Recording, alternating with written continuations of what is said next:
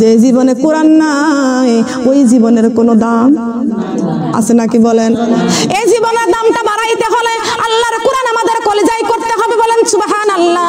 আজকে এই কথাগুলো আমাদের শোনার জন্য আমার মা বোনরা কেউ উৎসাহিত দেয় না, সহযোগিতা করে না, কথা বলেন ঠিক না বেটি? আর বরঞ্চ মুসলমান হইয়া এই কোরআনের মাহফিলে বাধা দেয়, কথা বলেন ঠিক না বেটি? কথা বলেন ঠিক কি না? এইখানে নামাজ পড়লে কি হবে আর কোরআন পড়লে কি হবে? এই জীবনটা কেমনে বাঁচাইতে হবে? আর দুনিয়া মাজরাতুল আখিরাত, ও দুনিয়ার মানুষ আল্লাহ ঘোষণা করলো, বান্দারে সংক্ষিপ্ত ছোট্ট দুনিয়ায় আসিয়া, সংক্ষিপ্ত দুনিয়ায় আসিয়া মায়া জালে পড়িয়া তোমরা নামাজ ইবাদত বন্দেগী তোমরা ভুলে গেছো। কত মানুষ রমজান মাসে রোজা রাখতো না, আমি গুনাহগারের মুখের কথা শুনিয়া তারা রমজান মাসে রোজা রাখা শুরু করে দিয়েছেন। আসুন আমার মা বোনরা শুধু কান্দে আর কান্দে। অনেকেই বলে আপু অনেকদিন বুঝতে পারতাম না, নামাজ পড়তাম না, সংসার নিয়ে ব্যস্ত থাকতাম, সন্তান মানুষ করেছি, লেখাপড়া করাইছি, পুত্রবধূ আনছি, পুত্রবধূর হাতের বালা দিয়েছি, কানের দুল দিয়েছি, গলার মালা দিয়েছি, কত শাড়ি শুড়ি দিয়েছি, কত গহনা দিলাম, বাড়ি ঘর করে দিলাম। তারপরও পুত্রবধূ বলে আমার জন্য কি করেছো? কিছুই তো করো নাই। সন্তান বলে কিছুই তো করো নাই। আল্লাহ পাক রব্বুল আলামিন বলেছেন ওয়া মাইয়া আমাল মিসকালা যাররাতি খায়রান ইয়ারা। ও আমার বান্দা, এক জাররা পরিমাণ নেক আমল নিয়ে যদি তুমি কবরে আসতে পারো, এই এক জাররা আমলের বিনিময় আমি আল্লাহ তোমাদের কবরে পুরস্কার দান করব। তাহলে আমাদের ছেলেকে সন্তানকে আমরা কত সম্পদ ধরে দিতেছি, তারপরও বলে কি করেছো আমাদের জন্য? সন্তান ভুলে যাবে, স্বামী ভুলে যাবে, দুনিয়ার মানুষ খাওয়ার পরে ঠোঁট মুছবে, মুখ মুছবে, সব নেই হয়ে যাবে। আল্লাহ পাক রব্বুল আলামিন কোনদিন বান্দার ইবাদতের কথা ভুলবে না। আল্লাহ পাক রব্বুল আলামিন ডাক দিয়ে বলেছেন আমার বান্দা, তোমাদের সন্তান যখন তোমাদেরকে একটাবার যখন মা বলে ডাকটা দেয়, তোমাদের মার অন্তরটা ঠান্ডা হয়ে যায়, শীতল হয়ে যায়, খুশি হয়ে যাও। বান্দারে আমি আল্লাহর মাও নাই, আমি আল্লাহর বাবাও নাই, আমি আল্লাহর সন্তানাদি নাই, আমি আল্লাহ আল্লাহ শারীক, আমি আল্লাহ আল্লাহ শারীক। ও আমার বান্দারে, তোমাদেরকে আমি পৃথিবীর জমিনে পাঠাইছি, আমি তোমাদেরকে সৃষ্টি করেছি শুধুই আমার ইবাদত করার জন্য, আমার ইবাদত করার জন্য। ওয়া মা খালাকাতুল জিন্না ওয়াল ইনসা ইল্লা লিয়াবুদুন। আমি আল্লাহ জিন জাতি আর মানুষ জাতিকে শুধু আমার ইবাদত বন্দেগী করার জন্য আমি দুনিয়ায় পাঠাইছি। বান্দারে, 5 তলা বিল্ডিং করার জন্য তোমাকে পাঠাই নাই, 5টা গাড়ি করার জন্য তোমাদের পাঠাই নাই, 100 বিঘা সম্পত্তি করার জন্য তোমাদেরকে পাঠাই নাই। তারপর তোমরা 100 বিঘা কেন 500 বিঘা সম্পত্তি করো। ইয়া আইয়ুহান নাস কুলু মিম্মা ফিল আরদি হালালান তাইয়িবান ওয়া লা তাত্তাবিউ খুতুওয়াতিশ শাইতান ইন্নাহু লাকুম আদুউম মুবিন। লা ইলাহা ইল্লাল্লাহ সুবহানাল্লাহ আলহামদুলিল্লাহ লা ইলাহা ইল্লাল্লাহ সুবহানাল্লাহ আলহামদুলিল্লাহ লা ইলাহা ইল্লাল্লাহ। এশারে মুমিন পররে কালেমা, এশারে মুমিন পররে কালেমা, সময় কিন্তু আর বেশি নয়। অন্ধকারে কবরে কঠিন আযাব, মৌতের বিছানায় কঠিন আযাব, কালেমা ছাড়া উপায় নাই। সুবহানাল্লাহ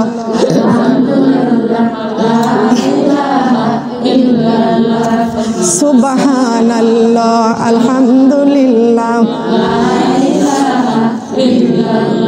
এশারে মুমিন পররে কোরআন, এশারে মুমিন পররে কোরআন, সময় কিন্তু আর বেশি নয়।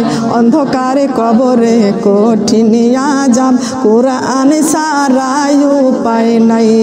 সুবহানাল্লাহ লা ইলাহা ইল্লাল্লাহ সুবহানাল্লাহ লা ইলাহা ইল্লাল্লাহ।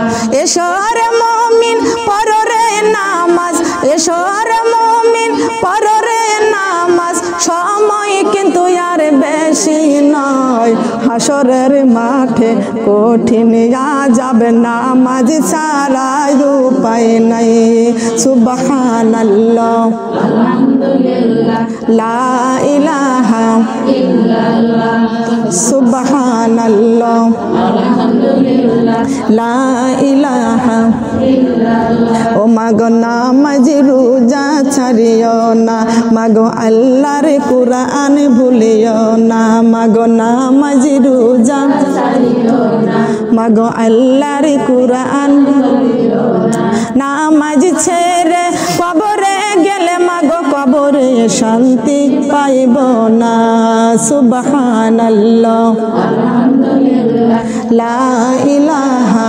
ইল্লাল্লাহ সুবহানাল্লাহ আলহামদুলিল্লাহ লা ইলাহা ইল্লাল্লাহ সুবহানাল্লাহ সুবহানাল্লাহ আল্লাহ জি আমরা মানুষ কবরের আসামি মাথার মুষ্টি খুলিয়া দেখো মাথার মুষ্টি খুলিয়া দেখো পর্দা করায় আছে নাকি সুবহানাল্লাহ আলহামদুলিল্লাহ লা ইলাহা ইল্লাল্লাহ সুবহানাল্লাহ আলহামদুলিল্লাহ লা ইলাহা ইল্লাল্লাহ সুবহানাল্লাহ সুবহানাল্লাহ আল্লাহ জি আমরা মানুষ কবরের আসামি কপালের মুষ্টি খুলিয়া দেখো কপালের মুষ্টি খুলিয়া দেখো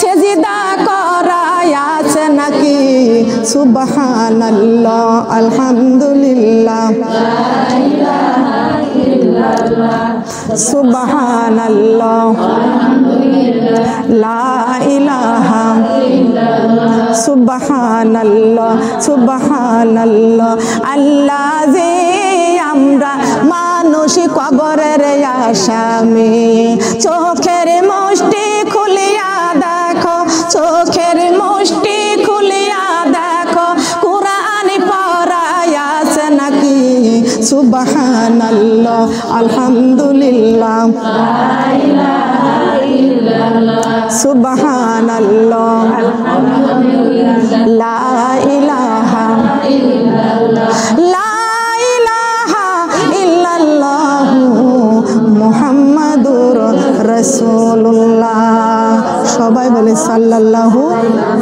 আলাইহি ওয়াসাল্লাম খেয়াল করতে হবে কষ্ট পাচ্ছেন কষ্ট পাচ্ছেন লক্ষ্য করতে হবে আমার মা বোনেরা আল্লাহ পাক রব্বুল আলামিন বলেছেন প্রত্যেকটা মানুষকে আমি কবরে ডাকবো ইজা বুসিরা মা ফিল কুবুর প্রত্যেকটা মানুষকে আমি আল্লাহ কবরে ডাক দিব আমি আমার বান্দাকে বানাইছি ফাজিকুরুনি ও বান্দা তোমরা আমি আল্লাহরে স্মরণ করো আজকুরুকুম আমি আল্লাহ তোমাদেরকে স্মরণ করব ওয়াশকুরুলি আমার শুকরিয়া আদায় করো ওয়ালা তাকফুরুন খবরদার কুফরি করো না এ কাফেররা তোমরা মরার পরে থাকবা কোথায় আমি আল্লাহ কোরআনে কারিমের মধ্যে জানাইয়া দিয়েছি হাজিহি জাহান্নামুল্লাতি উকাজিবু বিহাল মুজরিমুন তোমরা মৃত্যুর পরে যুগ যুগ জাহান্নামের মধ্যে থাকবে ও কাফেররা জাহান্নামের মধ্যে খাবা কি শোনো আমি আল্লাহ তাও কোরআনে কারিমের মধ্যে জানাইয়া দিয়েছি ঘোষণা করে দিয়েছি ওয়াকুদুহান নাসু ওয়াল হিজারাতি উইদাত লিল কাফিরিন জাহান্নামের মধ্যে জ্বালানি হবে মানুষ আর পাথর আর জাহান্নামের উত্তম পুষ পচা রক্ত দুর্গন্ধ পুষ পচা রক্ত আমি জাহান্নামের মধ্যে উত্তম জাহান্নামের গরম পানি পুষ পচা রক্ত জাহান্নামীদের জন্য রেখে দিয়েছি বলেন না নাউজুবিল্লাহ খেয়াল করতে হবে জাহান্নামের মধ্যে এমন গরম পানি রেখে দিয়েছে শুধু বেনামাজির জন্য কাদের জন্য বেনামাজির জন্য মুসলমান হওয়ার পরে যে নামাজ পড়ে না মুসলমানের মধ্যে আর কাফেরের মধ্যে পার্থক্য হচ্ছে নামাজ মুসলমান নামাজ পড়ে আর কাফেররা নামাজ পড়ে না এই মুসলমান যদি নামাজ না পড়ে ওরা কাফের হয়ে যাবে তার কারণ কুরআন মানে না কথা বলেন ঠিক কিনা কুরআন মানে না কুরআন মানতে হবে 5 ওয়াক্ত নামাজ পড়তে হবে কুরআন মানতে হবে রমজান মাসে রোজা রাখতে হবে কুরআন মানতে হবে হবে, ফরজ পর্দা করতে হবে। কোরআন মানতে হবে, স্বামীর খেদমত করতে হবে। কোরআন মানতে হবে, মা বাবার খেদমত করতে হবে। কোরআন মানতে হবে, এতিমের উপর জুলুম করা যাবে না, মিসকিনদের উপরে জুলুম করা যাবে না। এর নামই হলো ইসলাম। কথা বলেন ঠিক না বেঠিক? কোরআন মানতে হবে, সুদ খাওয়া যাবে না। কোরআন মানতে হবে, ঘুষ খাওয়া যাবে না। সুদ খাওয়া হারাম, ঘুষ খাওয়া হারাম, বেপরদায় চলা হারাম, গীবত করা হারাম, পরনিন্দা হারাম, অহংকার করা হারাম, গীবত করা কবিরা গুনাহ না? কবিরা গুনাহ না? মানুষের সমালোচনা করা কবিরা গুনাহ না? খেয়াল করবেন, আল্লাহর নবী মুহাম্মদ রাসূলুল্লাহ সাল্লাল্লাহু আলাইহি সাল্লাম মেরাজে যাইতেছিলেন, একটু খেয়াল করবেন। দেখেন আমার আলোচনা মধ্যে কিছু বুঝতে পারেন নাকি? আল্লাহ রাসূল মেরাজে যাইতেছিলেন, যাওয়ার পরে দেখা যাচ্ছে জিবরাইল আলাইহিস সালাম বলছেন, হে আল্লাহর নবী, আপনি যখন বুরাকে সওয়ার হয়ে যখন যাবেন, তখন কিন্তু আপনারা দেখবেন বাম দিক থেকে একজন ডাক দিবে, পিছন দিক থেকে ডাক দিবে, ডান তরফ থেকে ডাক দিবে। কিন্তু আপনি বাম দিকেও তাকাবেন না, পিছন দিকেও তাকাবেন না, চলে যাবেন। আল্লাহর রাসূল বলতেছেন কোন দিকে তাকাবো না? বলে না, আপনি কোন দিকে তাকাবেন না, সামনের দিকে আগাবেন, সামনের দিকে আগাবেন, চলে যাবেন। আল্লাহর নবী বলতেছেন, জিবরাইল ঠিক আছে আমি তাকাইব না। নবীজি চলে গেলেন, নবীজি চলে গেলেন সিদরাতুল মুনতাহায়। জিবরাইল আলাইহিস সালাম ডাক দিয়া বলতেছেন, ওগো আল্লাহর নবী, এইখানে আপনি 2 রাকাত নামাজ আদায় করেন, বলেন সুবহানাল্লাহ। আল্লাহ পাক রব্বুল আলামিন বলেছেন, জিবরাইল আমার বন্ধুকে 2 রাকাত নামাজ এখানে পড়তে বলো। জিবরাইল বলেছেন, ওগো আল্লাহর নবী 2 রাকাত নামাজ পড়েন।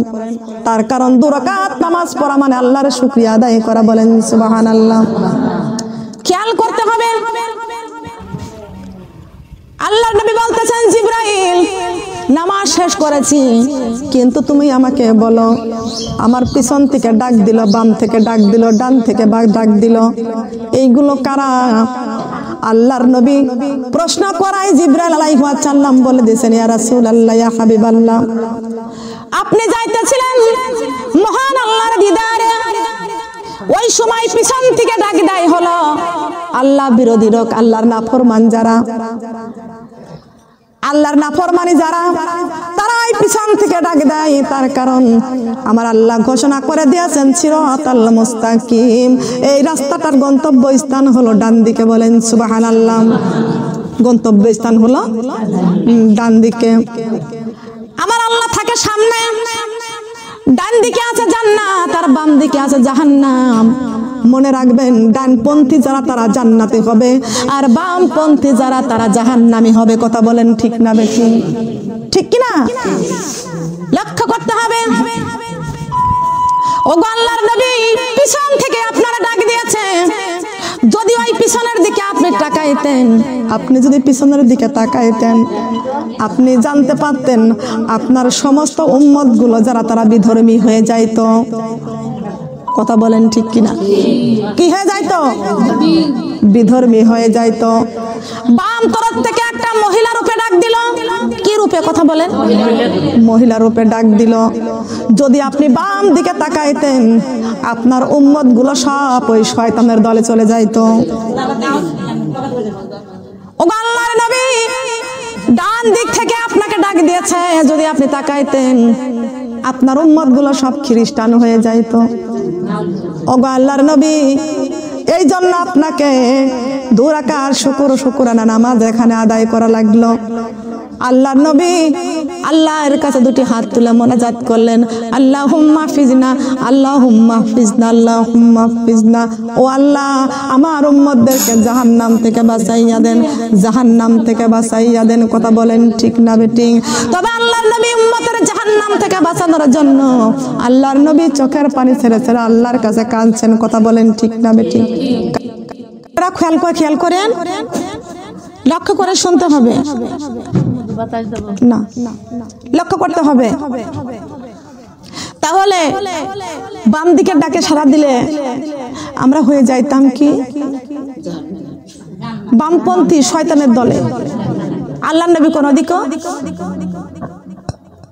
তাকাইলো না। খেয়াল করতে হবে মা বোনেরা, যেখানে আল্লাহ রাসূল শুকরিয়া নামাজ আদায় করলেন, সুবহানাল্লাহ, পিছন থেকে যারা ডাক দেয়, এখানে দাওয়াত হয়েছে কিসের দাওয়াত? কথা বলেন। এখানে দাওয়াত হয়েছে কিসের দাওয়াত? কোরআনের দাওয়াত হয়েছে। এই কোরআনের দাওয়াত থেকে যদি কেউ ফিরাইয়া নিয়ে যায়, সে কি মুসলমান নামে কলঙ্কিত। কথা বলেন ঠিক কি না? মুসলমান নামে কপাল পোড়া। কথা বলেন ঠিক না বেঠি? তার কারণ এটা হলো কোরআনের দাওয়াত। কিসের দাওয়াত? কোরআনের দাওয়াত। আল কোরআনের আলো ঘরে ঘরে না, আগে অন্তরে জ্বালো। কোথায়? অন্তরে জ্বালো। আল কোরআনের আলো অন্তরেতে জ্বালো।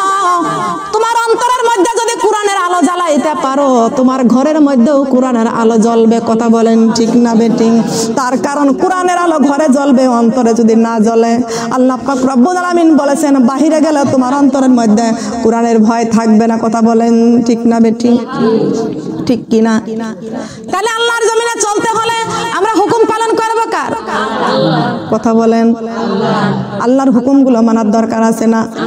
আমার অন্তরের মধ্যে একমাত্র ভালোবাসা কার? কার ভালোবাসা? হৃদয়ের জানালা খুলে দাও না, প্রভুর ডাকে কেন সাড়া দাও না, আমার প্রভুর ডাকে কেন সাড়া দাও না। হৃদয়ের জানালা খুলে দাও না, প্রভুর ডাকে কেন সাড়া দাও না, আমার প্রভুর ডাকে কেন সাড়া দাও না। এই কোরআনের মালিক যিনি আল্লাহ মহান, সৃষ্টি তারি এই তামাম জাহান, তারি প্রেমে কেন সাড়া দাও না, প্রভুর ডাকে কেন সাড়া দাও না, আমার প্রভুর ডাকে কেন সাড়া দাও না, আমার প্রভুর ডাকে কেন সাড়া দাও না। হৃদয়ের জানালা খুলে দাও না, প্রভুর ডাকে কেন সাড়া দাও না, আমার প্রভুর ডাকে কেন সাড়া দাও না। এই জমিনের মালিক যিনি আল্লাহ মহান, সৃষ্টি তারি নিখিল জাহান, তারি প্রেমে কেন সাড়া দাও না, প্রভুর ডাকে কেন সাড়া দাও না, আমার প্রভুর ডাকে কেন সাড়া দাও না, আমার প্রভুর ডাকে কেন সাড়া দাও না। কার ডাকে সাড়া দিব? কথা বলেন। আল্লাহর ডাকে সাড়া দিব। ফজরের নামাজে ডাক দেয় কে? জোহরের নামাজে ডাক দেয়, আসরের নামাজে ডাক দেয়, মাগরিবের নামাজে ডাক দেয়, এশার নামাজে ডাক দেয়। এই 5 ওয়াক্ত নামাজে 5 বার ডাক দেয় কে? 5 ওয়াক্ত নামাজের ডাকে যদি কোনো বান্দা বান্দি সাড়া দেয়, আল্লাহ বলেছেন আল্লাহর সাথে হলে ভাব মুছে যাবে সব অভাব। আল্লাহর সাথে নাই রে ভাব, এইটা হলো মূল ভাব। কথা বলেন ঠিক কিনা? তাহলে প্রেম করব কার সাথে? ভালোবাসা স্থাপন করব কার সাথে? অন্তরের থেকে একমাত্র প্রেম ভালোবাসা কার জন্য? কথা বলেন আমার মা বোনেরা। আমি এখানে কথা বলতেছি, আপনারা কষ্ট পাইতেছেন? কষ্ট পাচ্ছেন? আল্লাহর সাথে হলে ভাব মুছে যাবে সব অভাব। আল্লাহ পাক রব্বুল আলামিন কোরআন নাজিল করেছেন। আব্বা জান আদম আলাইহিস সালামকে বানাইয়া জান্নাতের মধ্যে রেখে দিয়েছেন, কিন্তু আব্বা জান আদম আলাইহিস সালামকে আল্লাহ বানাইছেন কি দিয়া? মাটি। কথা বলেন। মাটি দিয়া বানাইছেন। মাটির দেহ পরে আছে। ও সোনার মা বোনরা, আমার রংপুরের মা বোনদেরকে বলে যাই, এই কথাগুলো আমাদেরকে উত্তম করে শুনতে হবে, মনোযোগ সহকারে শুনতে হবে। আল্লাহ পাক রব্বুল আলামিন আমাদের আদি পিতা আদম আলাইহিস সালামকে মাটি দিয়া বডি বানাইছেন, কিন্তু এই মাটির দেহ কথা বলতে পারে না। আল্লাহ পাক রব্বুল আলামিন রূহের জগৎ থেকে রূহটাকে নিয়ে আদি পিতা আদম আলাইহিস সালামের মাটির পিঞ্জিরার মধ্যে রূহটা প্রবেশ করাইয়া দিলেন। যতক্ষণ পর্যন্ত এই দেহের মধ্যে রূহ ছিলেন না, প্রাণ ছিল না, ততক্ষণ পর্যন্ত এই দেহের কোনো দাম ছিল না। কথা বলেন ঠিক না বেঠিক?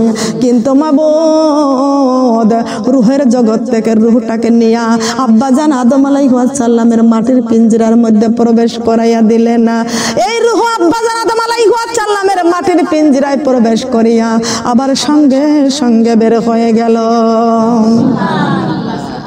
আল্লাহ কাই রুহুরে আমি যাচাই করে বাছাই করে পছন্দ করে আমার আদমের মাটির পিঞ্জিরায় তোরা প্রবেশ করাই দিলাম, তুই কেন বের হয়ে গেলি? রুহ বলতেছেন, আল্লাহ আদমের দেহটা তো বানাইছেন আপনি মাটি দিয়া, ওই মাটির দেহ বড় অন্ধকার, অন্ধকারের মধ্যে আমি থাকতে পারি না। ও আল্লাহ, আপনি আদমের দেহটা বানাইছেন মাটি দিয়া, আর আপনি রুহটাকে বানাইছেন নূর দিয়া।